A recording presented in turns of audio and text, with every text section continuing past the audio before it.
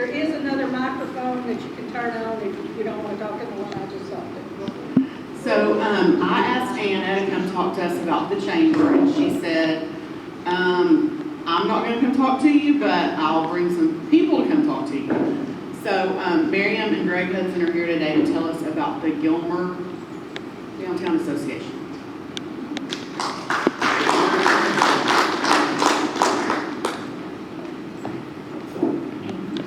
You're going to get to listen mostly to me, and I know that thrills all of you. But I will let Greg talk a little bit at the end. He wants to give you an update on the Parks program. But my part is on the Gilmer Downtown Association.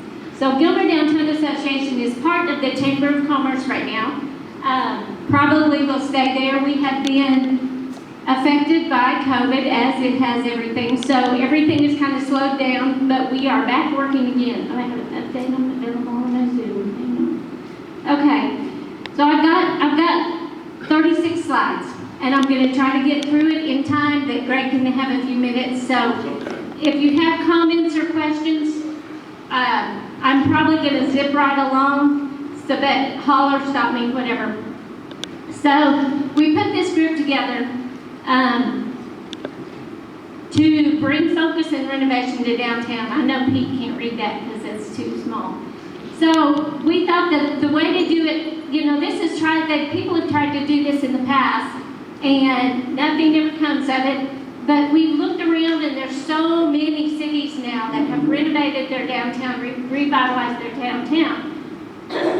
So we decided that would be a good place to start, is to look at other cities that have done it.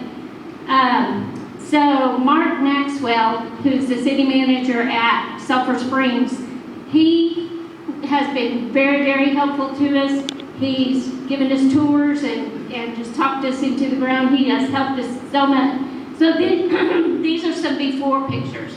And what I want you to get from these before pictures is that Gilmer's better than their before. So we can be as good as they're after. So this is one of their streets. Another one, this just shows how, I think he said 80% of their buildings were empty downtown. They were in bad repair. This is the street they started on. So we would probably start on one street. And the reason they started there is because these people had active merchants in it who were trying to do better, trying to get the town to do better. So now I'm going to show you some before and after of specific buildings, and this will come into play later when I'm talking about the TIF financing, the difference between the new and old buildings.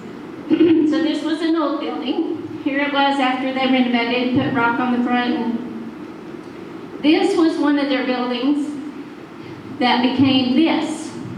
So they set up a bar kind of behind it, and they have live music and stuff at night, and so they just draw crowds and crowds of young people.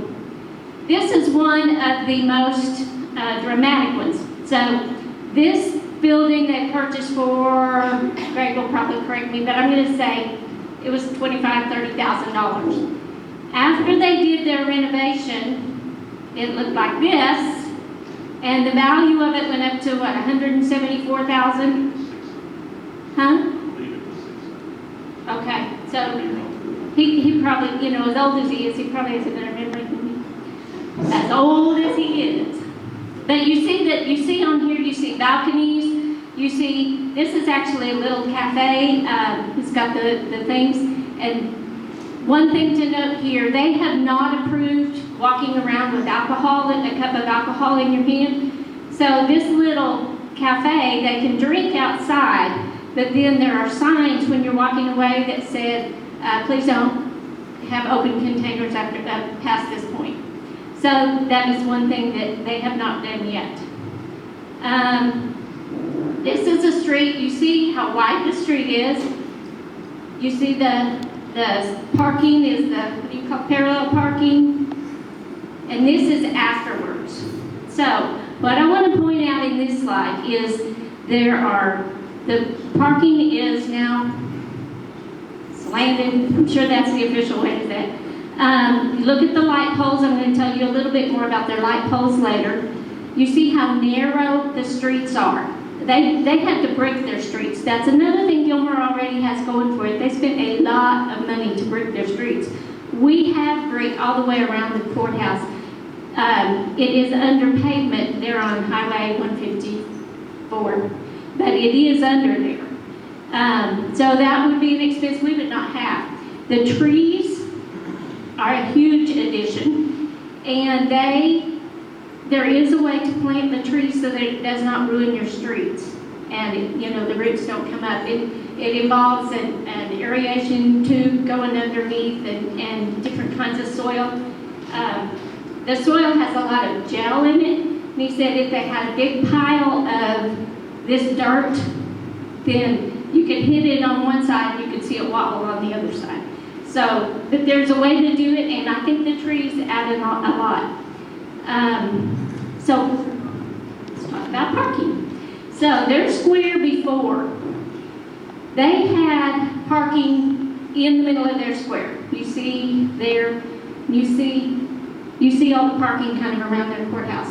So people were concerned about parking. Well, for one thing, you feel that they will come. If you have a reason for people to come downtown, they're going to figure out how to get there. And if you don't believe me, you can look at a normal year at a Jamboree. People get there. They park wherever they need to be and they get downtown. But this is what their downtown square looks like now, and they ended up adding 2 parking places instead of taking any away. So it would be, with smart planning, it can be done. This is the next, I think, 3 slides just show some of their celebrations. So they had, I think he said they have 54 celebrations in their square a year. So there are some times when their square, one group gets 2 quadrants and another group gets the other 2. So, but it was funny when they first started, they did not have food downtown, and so as the city manager, he got a little hot dog stand, and he put on his Bermuda shorts, which we're waiting for Greg to, buy into this. And he went down there and he sold hot dogs just so that there would be some food on the squares to draw people in. So now, obviously, there are restaurants, there's bars. Can't remember, is there a winery? I can't remember. But anyway, there are plenty of options when people come down. They have, I think they call it a splash pad. It's not really a splash pad, it's kind of a flat fountain.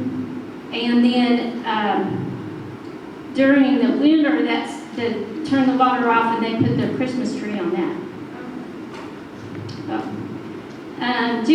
They have a weekly, now remember, this has been so long ago since we learned all these, but a weekly market.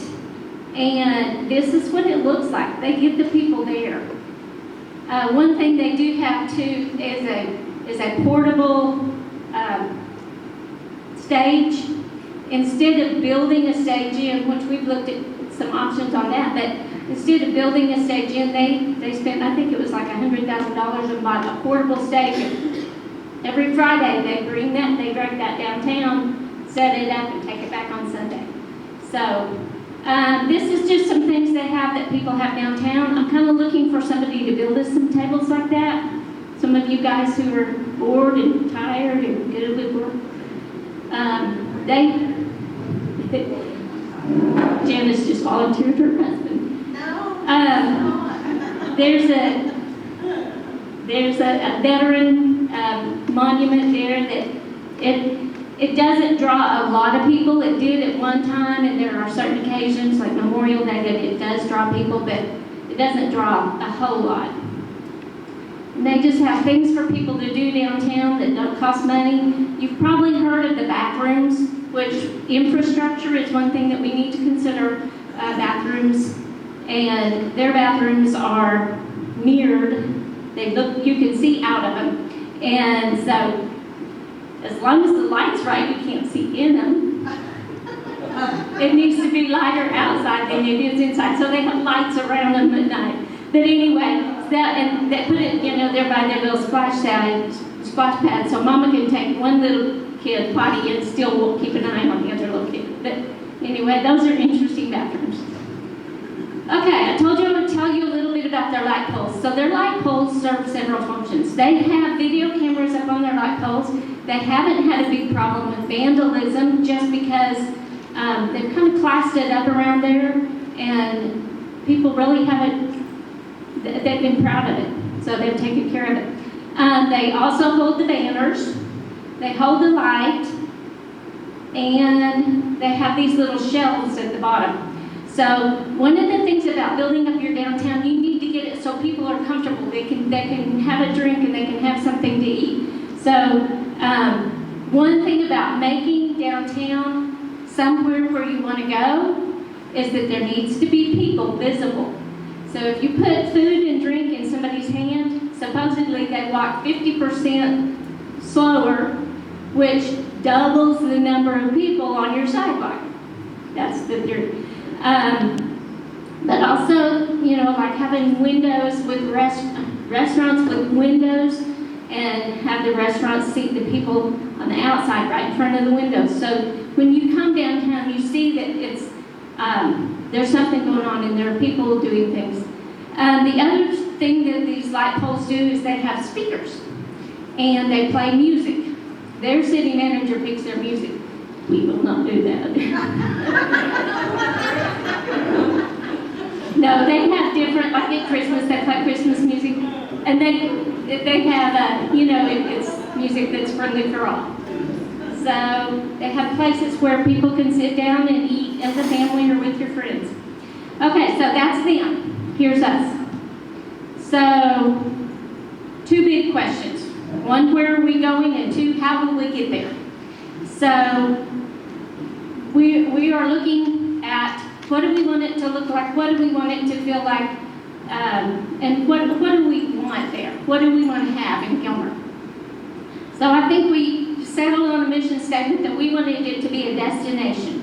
We want Gilmer to be a place to go. That if you don't have anything to do on a Friday night, let's go downtown. Something will be going on. How do we get there? We have to figure out how to pay for it. And how is our strategy to actually make it happen? So unless Pete wants to donate the whole amount, which could happen any day, we got to come up with alternatives. So we want downtown to be a place where we work, live, shop, play, and dine.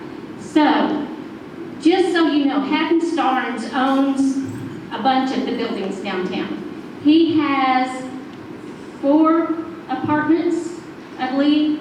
That's loft, at least 4. I can picture 4. There may be more that are almost done. They're in the process of being built. A 3-bedroom, a 2-bedroom, and 2 1-bedrooms. And so Haddon has done huge amounts of work to get downtown looking great because it's in his best interest for downtown to be built up. So he really has done, I mean, he's got Don Giovanni's coming in, he's doing the balcony there. He eventually will put a balcony up on the side of Gilmer Rotary, which the apartments are upstairs. So 3 of the apartments are upstairs over that. So people who have those apartments will be able to walk out on their balcony. And he told us the other day, I'm willing to do anything, I just need ideas. So, so we've got the farmers market, which is going on every single Saturday afternoon, and we have a lot of vendors out there. We need to do more, but it's a start. So what we need is public investment. We've got Greg about half on board.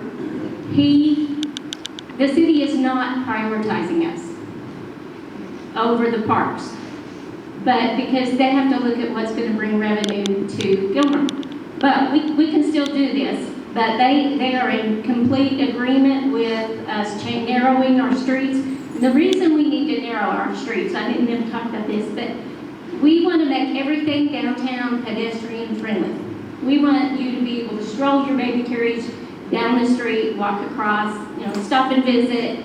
And we want to slow track Janice's babies. She says, Anyway, we want to slow traffic down. We don't want people speeding through there. So we want to slow you down. We want it to be narrow. We want stop signs at every corner because we want this to be a pedestrian-friendly place. The common area would be the square and open markets on the square. Inducement programs. So one thing we would like to do, signs are expensive, deposits are expensive, things like that. We would like to have a program to help new vendors come into Gilmer and help them maybe with their deposit. Maybe they can pay it back after they serve out their time and have a fund going. We'd like to help them with have a grant program maybe for their signs, for their facade, because we'd like the facade to look good. We'd like it to look a little bit historical and, downtown-y. So, but in order to do that, we need to have some kind of a grant program to help new businesses. Usually, new businesses come into Gilmer downtown, not because they want to make $1 million, but because they want to be there, they want to do it. So they need a lot of help. And then public policy, that might involve alcohol. And I know a lot of people don't drink alcohol, but what the millennials are telling us is you're not going to get anybody there if you don't have alcohol. And, not that we want people to get drunk, but if they can have a glass of wine or something, it has become more of a social experience, and it's just part of a social experience. So, private investment, that's where Pete comes in. And tax increment financing. This is the one that I'm going to talk about in just a minute, but so we'll get back to that. Okay, so our specific goals. Texas Downtown Association is willing to help us. They are going to send a team. Have they rescheduled that? They're looking at August right now. Okay, August. We were scheduled for April, and obviously that fell through. But they bring a team of people that will interview people who are vested in our downtown, and they will walk around and they'll come back with a report in a couple weeks that tell us what our strengths are, what our weaknesses are, where we're going to get hung up, things like that. And so that's just good, nearly free advice. The city has actually paid for that, or they are going to pay for that. So they are helping us along the way. Then Greg has found this UTA, Department of Architecture and Urban Planning Development. They will send their students out to develop a strategic plan for us. And that is at no cost to us. And so then we would have the most innovative young brains working on our plan. We want to encourage downtown businesses just to beautify make them proud, beautify and participate in the things that we do. We want to engage the community, hence my presentation to you. And we want your input, and we want to build relationships with the people that can help us. We would like, I already talked about, we want to help with assistance to new businesses and do the facade grant. We need the infrastructure to do all this, and we need to market Gilmer. So on that point, Hatton, again, has developed a commercial that, it makes Gilmer look gorgeous. It makes you want to come to Gilmer. So he's done that on his own, and he's kind of hired a media person that's going to be able to help us do a lot of that, do advertising for Gilmer. So we need to get people here. The things we want to see, the narrow streets, trees, balconies, music, performances, not music just on the speakers, but we like to have music, bands come in and perform, murals, excuse me, sculptures, tables, seating, wide and active sidewalks. We'd like to have seating out on the sidewalks, signs out there, things like that. Colored programmable lights. These are lights that at Christmas we can turn them red, green. On a football night we can turn them orange. Things like that.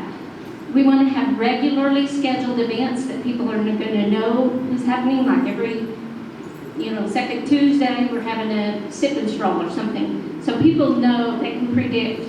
We want restaurants and wineries. That's what gets the people downtown, if they can eat, even if you're not Baptist. We want the restrooms, and we'd like more retail, and then pop-up shops. Pop-up shops are kind of a new concept, and but they're, when a vendor doesn't really want to invest a whole lot of money into building up the store and everything already, they just want to kind of do a trial. They have these portable pop-up shops, and they'll come in and they'll sell their coffee or their muffins or their, things like that. So those are really good options for us right now. And then loft housing, which is, Adam's been working on that. Okay, this is the TIF, the tax increment financing. Okay, I'll hurry. Okay, tax increment financing. There are different steps to it. So the first thing, once we get it approved, would be we would set up a district, which would be called maybe our downtown district, we can call it whatever we want, but it would be, a set number of blocks around downtown. Then we would set a base on property value at that time. So we say, okay, the base is set as of today, property values are what they are. So then, as property values increase, that increased increment goes to the Gilmer Downtown Association. So we're basically paying for ourselves. And the base amount goes back to wherever it has been going. So it's not a tax increase. It is just a refunneling of the increment of the increase over property values. So one example of that, this is a bank that was in downtown Sulphur Springs, and they were getting ready to move away from downtown because there was no traffic down there. And instead, they remodeled it and it looked like this. Increased the property value immensely, and that increment went into their downtown fund. Okay, this is the last slide, so Greg will get a minute. What can you do? When we have downtown events, we want you to be sponsored, we want you to support them, we want your feet down there. Volunteer. There are a million ways to volunteer, and it seems like 20% of the people are doing all the volunteering. We've got a lot of people that need to volunteer. Watch for opportunities. You're going to hear from us on Facebook. You'll hear, I don't know how else you'll hear, but maybe I'll come talk to you again. If you have any pull, we want you to support the tax increment financing. And consider your business or yourself sponsoring a specific project. So you might want to sponsor a mural, you might want to sponsor 3 trees, something like that. And then right now, buy from our local downtown vendors to keep them in business. So Greg can come and he can answer any questions you might have. Thank you.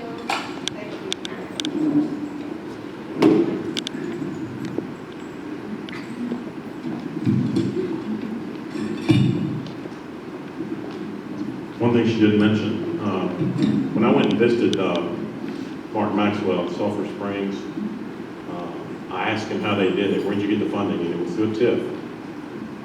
And they started that back in '07. He said, I visited him last year, I think it was, and he said in about 3 or 4 more years, we will have broke even. So what they did was they created that TIF, and the increases in the market values were allocated to their downtown. Well, they went ahead and took out a loan and did this, and they used that TIF to pay it back. So they're just now getting to the point of being able to pay it back. So it took that long, what is that? 15 something years. So it's not an overnight deal here. It's something that will be ongoing.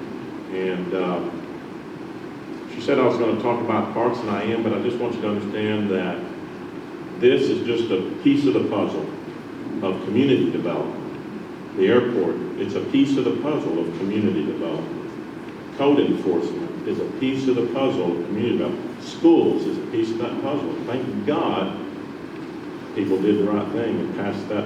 I know, I get it about the taxes, but if you didn't have that, it would be so much more harder to bring businesses here. When businesses come to any community, one of the first things they look at is the school system. And I think we've got a school system that's going to be in place where that won't be a problem. They won't say, well, your school system's a problem. I think that takes it off the table now. The parks, that's a quality of life issue, and they look at quality of life, and code enforcement's part of that. Public safety is part of that. And as people are going to hear, even more so, the decisions that have been made recently is all part and parcel of public safety. What else would I say? Said the parks, yeah, back to the parks deal. One thing that you'll read in the paper is, last week we refunded the 2010 series bonds. With interest rates, one of the silver linings to this whole thing going on is interest rates are in the toilet, as I've been told. Well, that's good if you're the one paying on the loan. And so the city over the next 14 years will save around $536,000 due to the refinancing of 2010 series bonds. We've accelerated the interest rate savings for the first 7 years, so each year we're going to save approximately $75,000 a year for 7 years now in interest payments. That helps in the decisions that we're going to have to make. Some of them are going to be really hard in the next couple of years. But we're going to move ahead. The parks is one of them. Next year, I've already talked with the financial advisor about refunding the 2011 series bonds, which all are about Lake Gilmer. All of our EDC money goes to pay that bond. Now, our annual payment is about $350,000, and we collect more than that, and we just set it aside in the bank, in Randy's bank. So when we're ready to call that, we're going to have this money to pay it off. Next year, we're looking at refinancing that to take advantage of the low interest rates. But the one thing I didn't want to get into with the financial advisor said, I don't want to refi this and then say we can't call it for 10 years. But that defeats the purpose of being able to reissue debt for the parks, because we're talking about $7.8 million. And we'll figure it out. I interviewed with a TV station a while ago, and even though it seems doom and gloom right now and doing something that hadn't been done since World War II, and let me just make a comment on that. When we talked about this yesterday, 4 years in World War II, they didn't have the answer. 405,000 U.S. servicemen died in World War II. If you look at if you believe the numbers, the to-date deaths as it relates to COVID-19, you're talking 128,000. That's more than the Korean War, which is about 33-something, the Vietnam War, which is 58-something. So it's more than those two combined, and we're about a third of the deaths in World War II.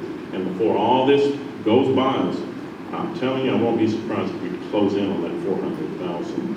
Having said that, I just want to say, it wasn't an easy decision, but we did what was the right thing. I can lay my head down and go to sleep at night saying we did the right thing. It doesn't make it any easier, I get it. You know, this is an identity, this is part of the identity of Gilmer. But our first and foremost objective is to protect the lives of our citizens here. And we didn't do anything more than what the governor has said. We're not more restrictive, so we're following the governor's orders. And, you know, it is what it is. It keeps things from getting boring. But I just want to let you know, I mean, you're really in good hands here. All right, I'm done unless you got some questions. I was really bored. I'm done if you have any Y'all questions. got any questions for Miriam or Greg? We do actually want your input on the downtown. It will come. It will come.